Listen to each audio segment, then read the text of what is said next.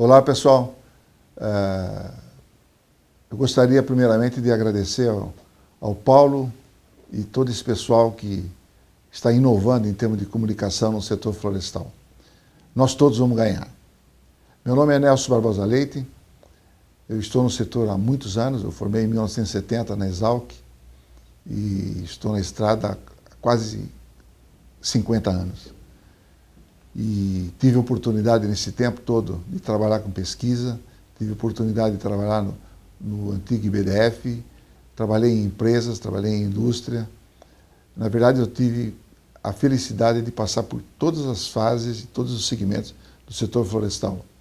A última atividade minha foi na direção de um projeto florestal na região do Tocantins, na Eco Brasil Florestas, e atualmente eu me dedico a acompanhar os trabalhos das empresas do meu filho Alexandre, no Mato Grosso Teca Florestal, Serviços Florestais, e no Tocantins, a Daplan, de Daniel Barbosa Leite. São duas empresas que fazem gestão de ativos florestais. Talvez pelo fato de eu ter vivido esse tempo todo no setor, é que tenha sido convidado pelo Paulo e seus companheiros para mim falar sobre crise no setor florestal. A primeira impressão que eu tive quando fui convidado é de muita apreensão. Crise, na verdade, é uma palavra que não é muito estranha no setor e é extremamente complexo você falar em crise sem tocar em assuntos que mexem em toda a estrutura do setor. Para facilitar a nossa conversa, eu diria assim, para tornar ela mais objetiva, eu procurei dividir em alguns grupos de informações para que a gente não fique divagando em cima do assunto crise. Então, a primeira abordagem que eu gostaria de fazer é a respeito de nós podemos falar que nós estamos em crise no setor florestal? Eu diria que crise não é uma coisa estranha no setor. A gente, de vez em quando, a gente ouve falar em crise e eu diria que elas sempre se caracterizaram muito mais por sintomas de desequilíbrios e de desarranjos no setor, no setor produtivo do que uma crise que possa afetar o crescimento, o desenvolvimento do setor.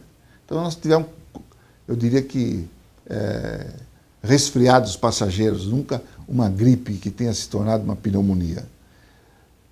Em 1988, nós tivemos uma crise de fato. Nós tivemos a extinção dos incentivos fiscais. Ali o setor tomou um baque muito grande. Nós tínhamos no setor mais de 2.000 empresas em atividade. E quando foi extinto o incentivo fiscal, nós todos achávamos que o setor ia acabar. Foi, na verdade, uma seleção dentro do setor. Muitas empresas saíram, mas eram empresas que, na verdade, estavam de passagem pelo setor. Mas ficaram as boas empresas e o setor teve continuidade. Num prazo muito curto, as coisas se assentaram e o setor cresceu. Depois, de lá para cá, nós tivemos desarranjos nos processos produtivos. E muito bem localizados, às vezes dificuldades de um segmento, de outro, e a gente se ouvia falar em crise, mas eram esses desequilíbrios na produção, desequilíbrio, às vezes do segmento, às vezes de uma empresa, às vezes numa região, às vezes é uma crise por um problema, uma exigência legal. Eu diria que tudo isso, o ponto mais importante de tudo é que a gente percebe que sempre faltou, em todas essas ocasiões, a definição de um programa regional, local, segmentado nos diferentes usos da madeira. Então eu diria que esses resfriados que nós tivemos foram desarranjos, foram desequilíbrios por falta de um programa nacional, por um programa regional, por programas setoriais. Mas agora, a partir de 2008, com uma crise que atingiu o mundo inteiro, atingiu muito o Brasil, atingiu muito a economia do Brasil, e a gente teve um reflexo muito grande em todo o segmento florestal. de 2000 para cá, a gente percebeu que houve um descolamento de alguns segmentos industriais da silvicultura. A silvicultura continua em crise. Essa me parece uma grande diferença dos desarranjos anteriores. Houve, em 2008, 2009, uma crise nacional, todo mundo viveu problema, as indústrias com problema, diminuíram a produção, isso rebateu na silvicultura, mas depois de uns anos, alguns setores se equilibraram. O setor de celulose e papel, por exemplo, está indo muito bem. O setor de siderurgia está sumindo. E a silvicultura foi se desligando desses setores. Ela continua em crise. O setor de celulose está crescendo, vibrando, e a silvicultura do setor de celulose está vivendo a crise da silvicultura. Então, é uma crise diferente. É uma crise que ela dissociou um pouquinho o segmento industrial da silvicultura. Isso trouxe para nós, como as crises anteriores, essa crise atual vai trazer para nós, com certeza, um punhado de lições. E nós temos que ser inteligentes para aprender com essa crise, o que é de importante para o crescimento do setor. Então, nós podemos falar em crise, nós estamos numa crise, é uma crise diferente das anteriores. Eu diria que as anteriores eram desarranjos ou desequilíbrios por falta de um programa nacional, ou um programa regional, ou um programa setorial. E a crise lá de trás era uma crise que realmente afetou, mas foi em função da extinção dos incentivos fiscais. E quais são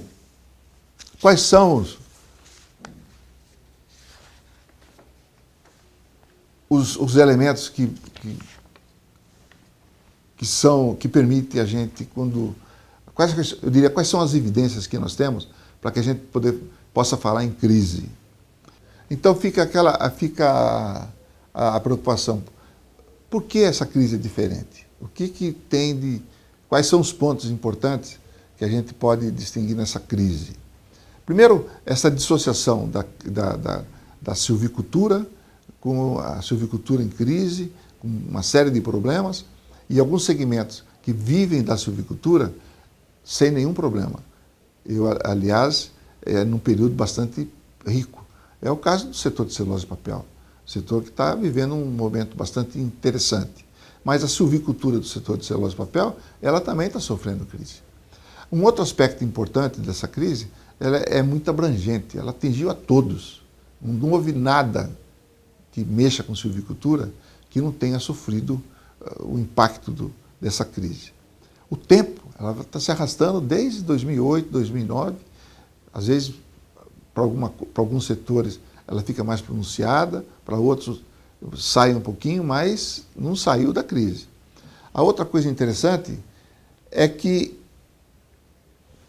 nesse período de crise nós tivemos algumas oportunidades que estão surgindo e que, pelo fato da gente estar fragilizado, a gente não tem conseguido pegar essas oportunidades, dar vida a essas oportunidades. Eu dou exemplo, por exemplo, da história de energia. Energia é uma alternativa extremamente viável para nós. A cana está se virando, o pessoal está cuidando de gerar energia com vento, e está se falando muito em biomassa, e a cana está ocupando esse espaço, e a madeira, que tem um tremendo potencial, a gente não percebe ninguém se mexer no sentido de fazer com que isso vire uma política pública. Um outro aspecto interessante, que daí eu estava enumerando os sintomas da crise, o contraste que existe entre o segmento, a silvicultura do produtor e a silvicultura do consumidor. As duas estão em crise, mas a silvicultura do produtor, ela está muito abatida, porque o produtor vive de venda de madeira. E o preço da madeira, pelo amor de Deus, está horroroso. Fala assim, coisas que não paga nada. A grande mágica nos dias atuais é o que fazer com a floresta? Ela chega no ponto de corte, a madeira para um preço horroroso, e você tem que ficar com a floresta em crescimento. é de fato uma situação muito difícil para o silvicultor, para o produtor. E com esses aspectos todos, algumas fragilidades ficaram bastante marcantes dentro do nosso setor. E eu acredito que são essas fragilidades, a gente pensar nessas fragilidades, é que vai fazer com que a gente tenha dessa crise um punhado de lições para o futuro.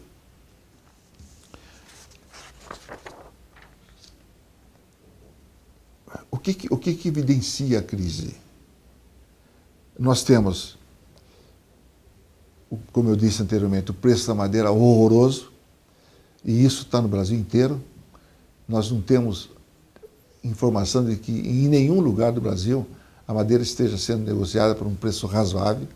Em todos os locais a madeira está sendo colocada num preço muito aquém daquilo que seria possível sustentar um projeto florestal. Isso é um aspecto muito interessante.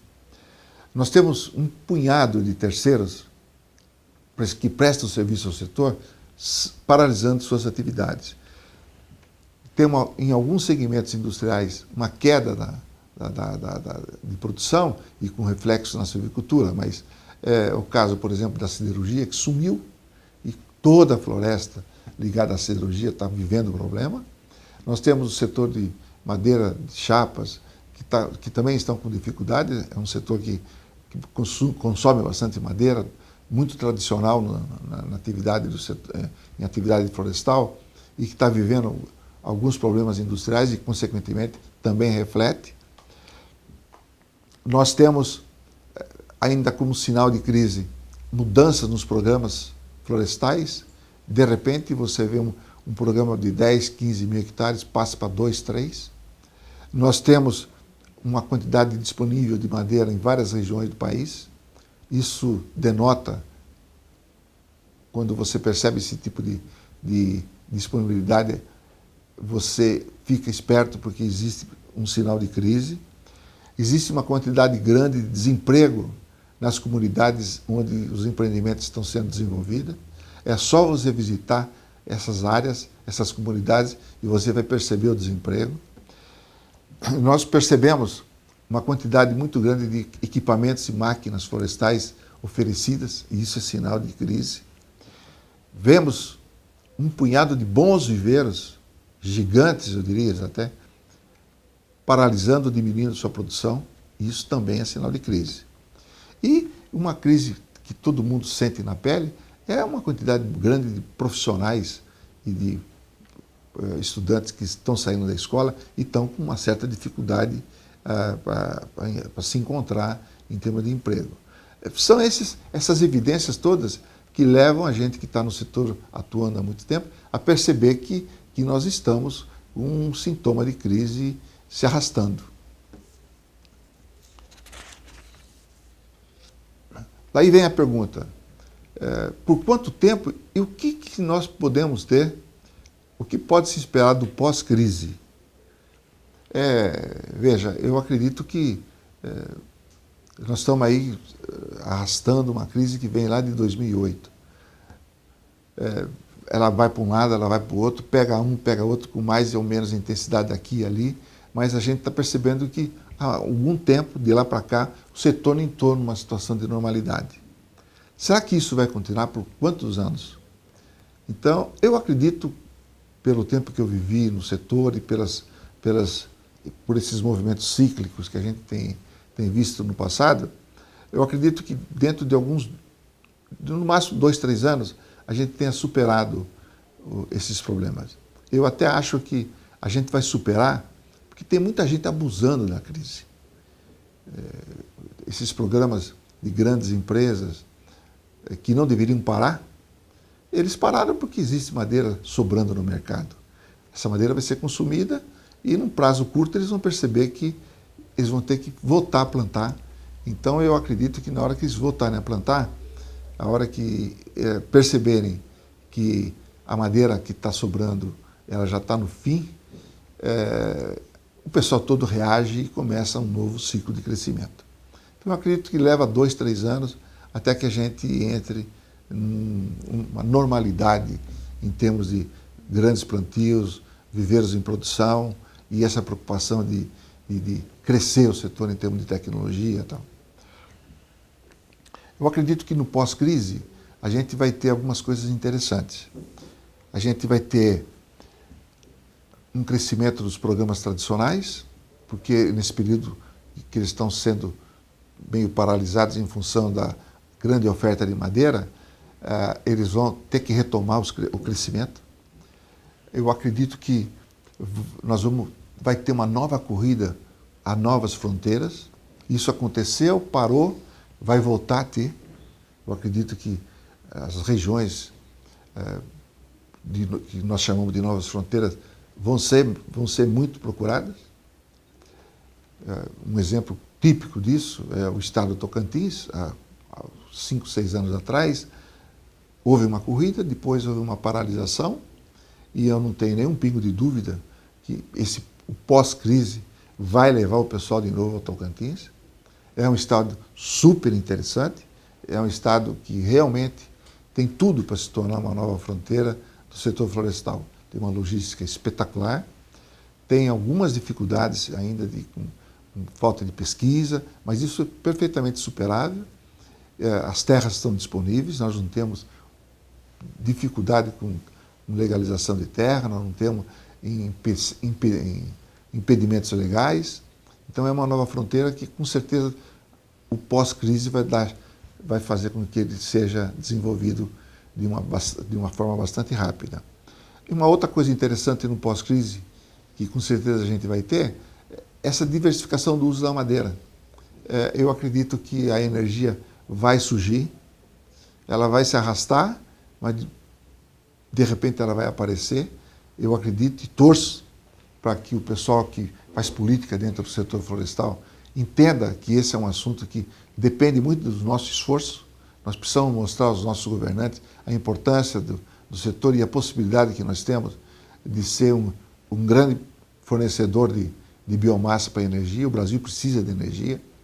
A energia e os programas de energia vão para locais marginais e podem levar a esses locais marginais o desenvolvimento social e econômico que o país precisa. E só a silvicultura pode fazer isso. A gente percebe que a agricultura ela não tem condição de chegar nessas regiões por uma série de limitações de solo, de clima, e a silvicultura consegue superar esses aspectos. Então, mas não tem condição de ir para essas novas regiões e pensar em projetos de 300, de 400 mil hectares. Isso não existe mais. Mas a gente ir para novas regiões e pensar em projetos de 20, 30 mil hectares para usos, por exemplo, para energia, para MDF, isso é perfeitamente viável. Então, essa nova forma de ver a silvicultura, não no mundo de floresta, mas no mundo menor, para fazer um uso industrial, por exemplo, para energia, para MDF, para serraria, isso é perfeitamente viável e isso dá vida a um punhado de regiões muito pobres. Então, isso é muito importante para nós, silvicultores, é muito importante para o desenvolvimento social e econômico do país. Um outro aspecto muito interessante é que nós vamos perceber que essas regiões produtoras de grãos, e a gente tem visto isso, vai usar muita madeira. E nós vamos ter alguns polos onde se produz grãos, vão ser polos madeireiros também. Por exemplo, recentemente a gente teve a oportunidade de visitar algumas regiões que estão crescendo, regiões que estão crescendo em termos de produção de grãos, e a gente percebeu a quantidade enorme de áreas que estão sendo plantadas. O oeste da Bahia, por exemplo, é uma região onde hoje seguramente existe mais de 50 mil hectares de áreas plantadas, com algumas dificuldades em termos de adaptação de espécies, mas há necessidade de se ter floresta naquelas regiões. Então eu acredito que o pós-crise pode trazer para nós uma nova fase de crescimento e que vai ser muito importante. Um aspecto interessante de tudo isso é que nós vamos ter uma quantidade muito grande de lições a serem aprendidas desse período de crise. E eu vou tentar enumerar algumas, não quer dizer que com isso a gente tenha esgotado esse assunto. Esse assunto eu vou reiterar isso. É um assunto muito importante. O setor, as pessoas que cuidam do setor, as pessoas que lideram o setor, as entidades do setor, não podem perder a oportunidade de juntar as pessoas, juntar a experiência, juntar os profissionais que viveram todo esse período e fazer uma leitura exata de tudo isso que nós aprendemos e que nós vivemos nesse período. Isso nós não podemos, alguns erros, nós não podemos repetir. E isso tem que ser registrado. Então, é muito importante que a gente tente listar as lições e manter reuniões frequentes para fazer a leitura exata de tudo o que aconteceu. A primeira lição mais importante, eu diria, de tudo isso é que falta um programa de silvicultura para o Brasil. Nós tivemos, no início dos incentivos fiscais, com um programa de incentivos fiscais, surgiram metas, surgiram prazos para serem cumpridos. Nós sabíamos que o setor tinha que plantar, nós sabíamos qual era a finalidade do plantio. Isso surgiu com os incentivos fiscais. Com a extinção dos incentivos fiscais, o setor foi rolando, e de lá para cá, nós nunca mais paramos e definimos programas para nenhum setor. Não existe um programa para o setor de celulose e papel, não existe um programa para a siderurgia e para os outros fins. Nós estamos fazendo floresta sem uma programação definida.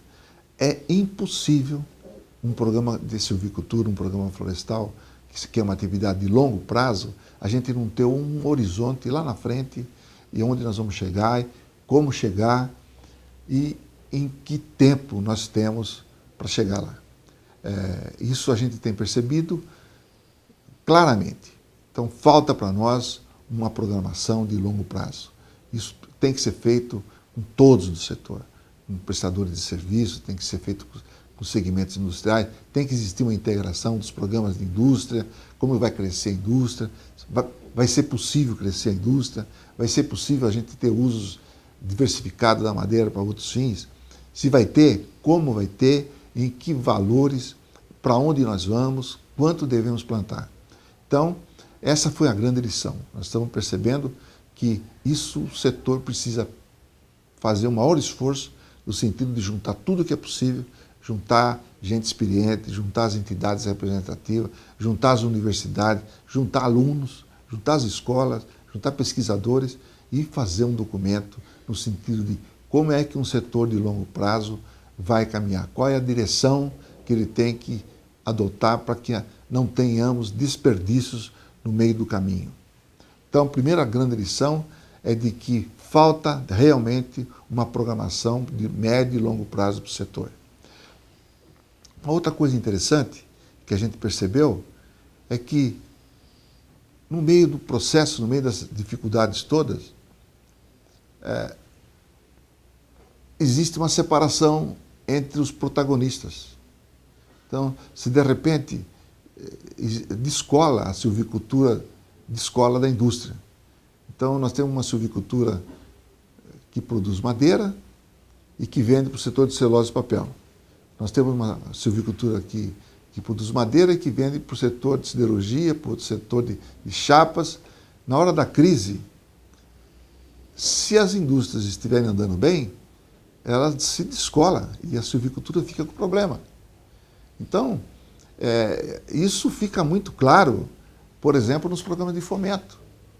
É um absurdo os fomentados que vivem, que fazem silvicultura e que em muitas regiões estavam intrinsecamente ligados às indústrias, de repente eles se queixarem de crise, quando as indústrias estão vivendo um período áureo.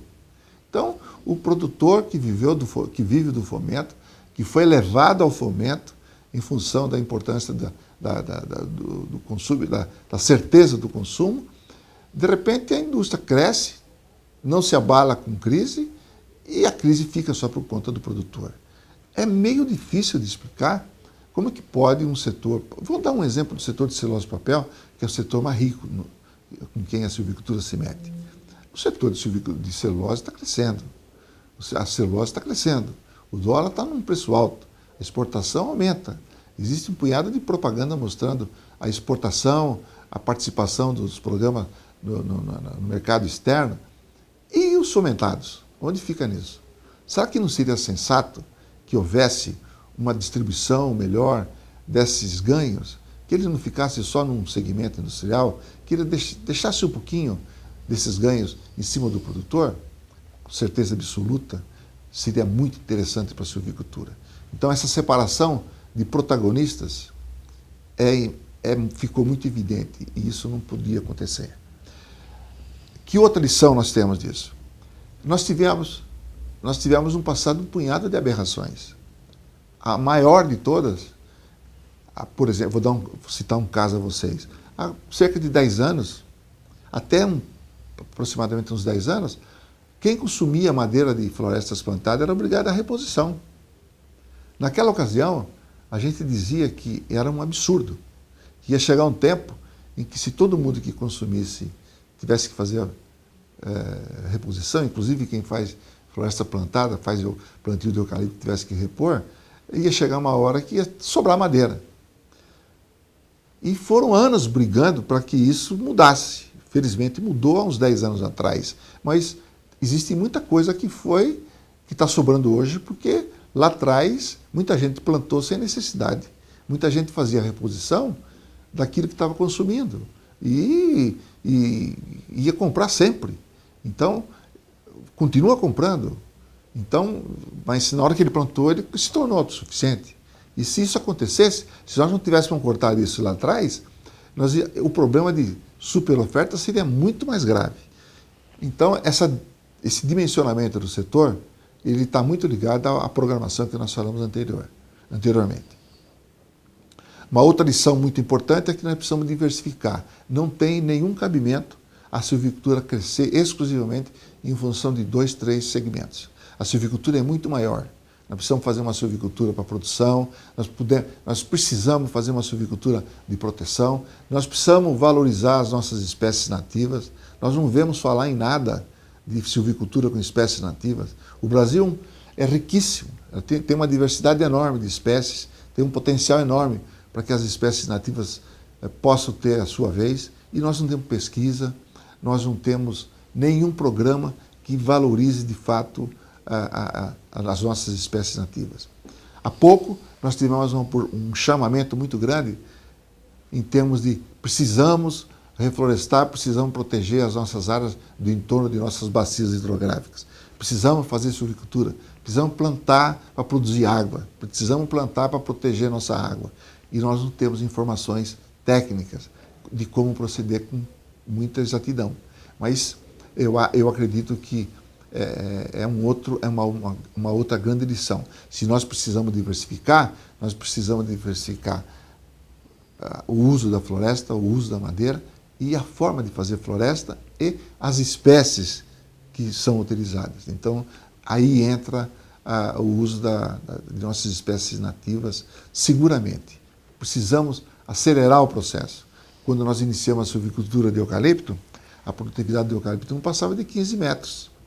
E nós temos um punhado de espécies nativas, onde as experimentações estão mostrando que é possível a gente conseguir até mais de 15 metros atualmente, sem nenhum cuidado silvicultural, sem nenhum melhoramento genético.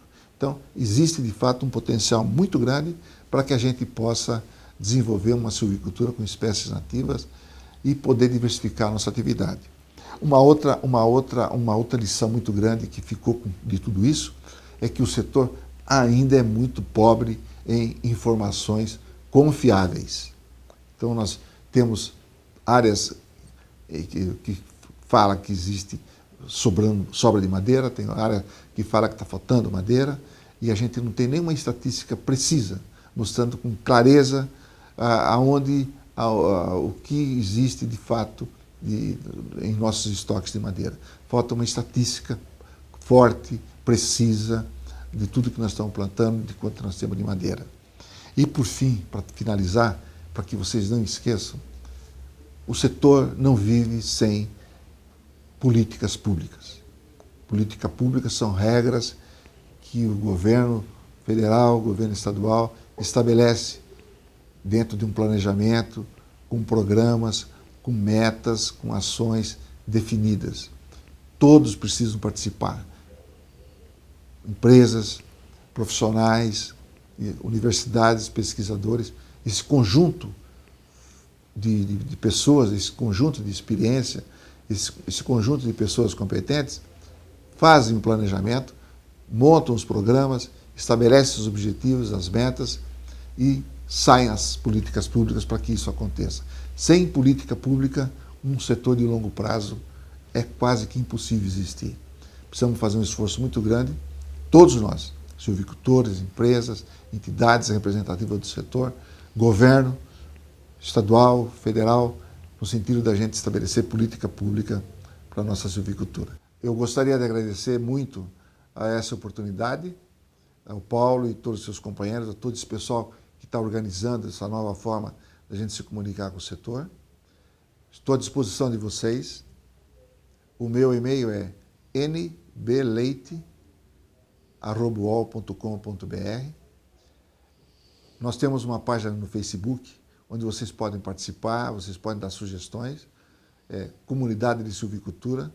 Vocês podem participar, entrem, participem, deem palpite, sugestões, serão sempre muito gratos. Nós seremos sempre muito gratos. As empresas que vocês podem recorrer para alguma consultoria ou para alguma informação, a TECA, Serviços Florestais do Alexandre, do meu filho Alexandre, que atua no Mato Grosso, e a DAPLAN, no Tocantins, do Daniel. São empresas que trabalham com serviços florestais e que também podem auxiliar vocês em alguns trabalhos especiais de consultoria, especialmente no tocante a terras, a prestação de serviço, etc. Muito obrigado.